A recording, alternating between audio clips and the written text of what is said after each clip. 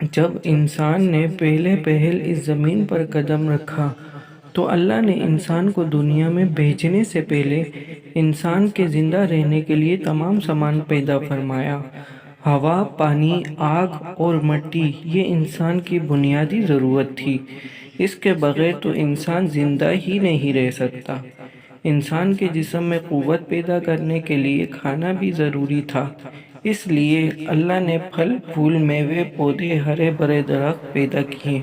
اس کے علاوہ سر اٹھائے بلند بالا پہاڑ، رواں دواں گنگناتے ہوئے چشمے، بل کھاتے دریا، سمندر، چاند، سورج، ستارے، غرض کہ ہر وہ چیز جو انسان کے زندہ رہنے کے لیے ضروری تھی پیدا کی۔ ان سب چیزوں کے علاوہ انسان کے آرام اور سہولت کے لیے اور چیزوں کی بھی ضرورت تھی، وہ بھی پیدا فرمائی۔ زمین آسمان کے اندر بے شمار چھپے ہوئے خزانے اور وسائل ہیں، مثلاً لوہا، چاندی، تیل، کوئلہ، گیس ہیں۔ یہ تمام چیزیں انسان کی ضرورت کی ہیں۔ ان سے انسان فائدہ حاصل کرتا ہے۔ ان تمام چیزوں کو زمین کے اندر سے نکالنے اور دریافت کرنے کے لیے ایک ایسی عقل اور علم رکھنے والی ہستی کی ضرورت تھی جو ان تمام چھپی ہوئی اوجل چیزوں کو ڈھونڈے اور نکال کر اپنے لیے کرامت بنائے۔ یہی ہستی جسے انسان کہا جاتا ہے۔ انسان کو اللہ نے عقل اور سوچنے سمجھنے کی صلاحیت عطا کی، پھر دنیا میں بھیجا۔ سب سے پہلے انسان حضرت آدم علیہ السلام تھے۔ انسان کی نسل حضرت آدم علیہ السلام سے چلی اور تمام انسان حضرت آدم علیہ السلام کی اولاد ہیں۔ اللہ تعالیٰ نے حضرت آدم علیہ السلام کو پیدا کرنے کے لیے ارادہ ظاہر کیا اور فرشتوں سے کہا، میں زمین پر اپنا خلیفہ بنانے والا ہوں۔ اس پر فرشتوں نے اعتراض کیا اور کہا، کیا آپ زمین پر انسان کو پیدا کرنے والے ہیں؟ انسان تو زمین پر فساد برپا کریں گے اور خون بہائیں گے۔ ہم تو تیری پاکی بیان کرتے ہیں اور تیرے شکر بجا لاتے ہیں، کیا ہم عبادت کے لیے کافی نہیں؟ اللہ تعالیٰ نے فرمایا، جو میں جانتا ہوں وہ تم نہیں جانتے۔ پھر اللہ نے خود اپنے ہاتھوں سے حضرت آدم علیہ السلام کا پتلا بنایا، پھر اسے سنوارا اور اسے مناسب شکل دی۔ اس کے جسم کا ہر حصہ خوبصورتی کے ساتھ بنایا۔ پھر اس مٹی کے پتلے میں اللہ تعالیٰ نے اپنی روح پھونکی۔ پھر اللہ نے فرشتوں سے پوچھا کہ چیزوں کے نام بتاؤ اگر تم سچے ہو۔ فرشتوں نے جواب دیا، ہم نہیں جانتے، سب سے زیادہ تو آپ جاننے والے ہیں۔ ہم کو تو بس اتنا ہی علم ہے جو آپ نے ہمیں سکھایا ہے۔ آپ بڑے علم اور برکت والے ہیں۔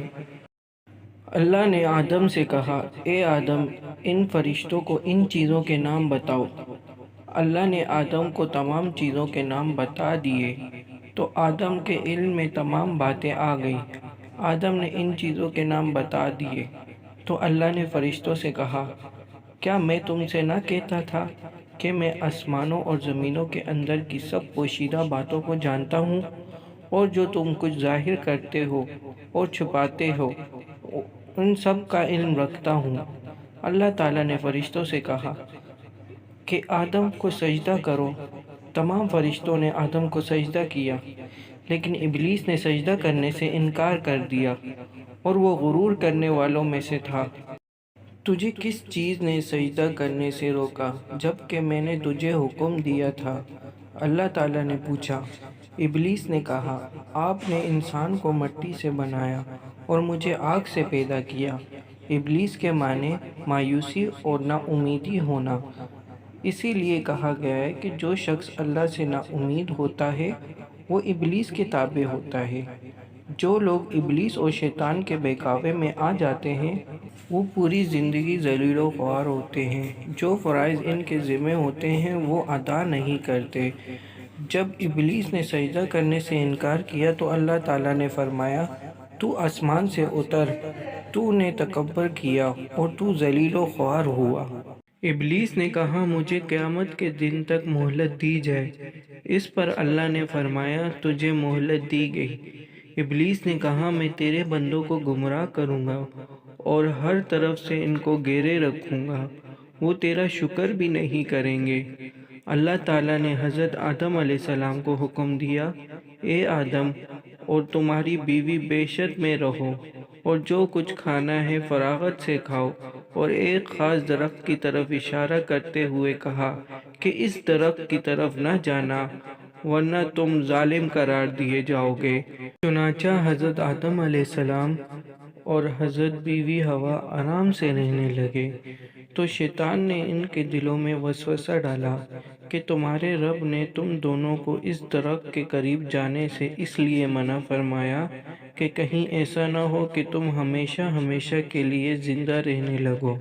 میں تمہارا خیر خواہ ہوں اور تم دونوں کی بھلائی چاہتا ہوں۔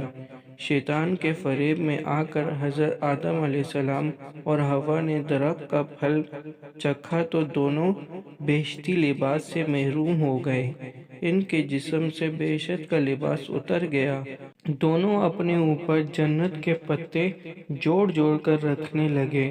ان کے رب نے ان کو پکارا اور کہا، کیا میں نے تم دونوں کو اس درخت کے قریب جانے سے منع نہیں کیا تھا، اور یہ نہ کہا تھا کہ شیطان تمہارا دشمن ہے؟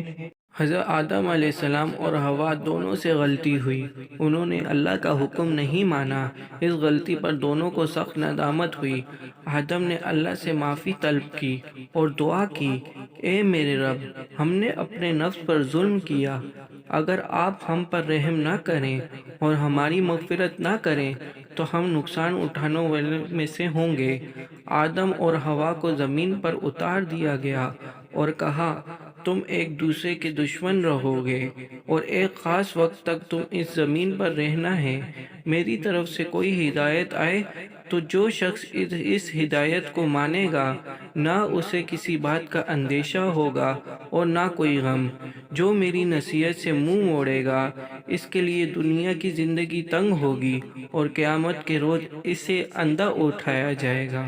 جب حضرت آدم علیہ السلام آسمان سے اتر کر زمین پر آئے تو وہ فرشتوں کی پاکیزہ باتیں سننے سے محروم ہو گئے، اس لیے ان کا دل اداس رہنے لگا۔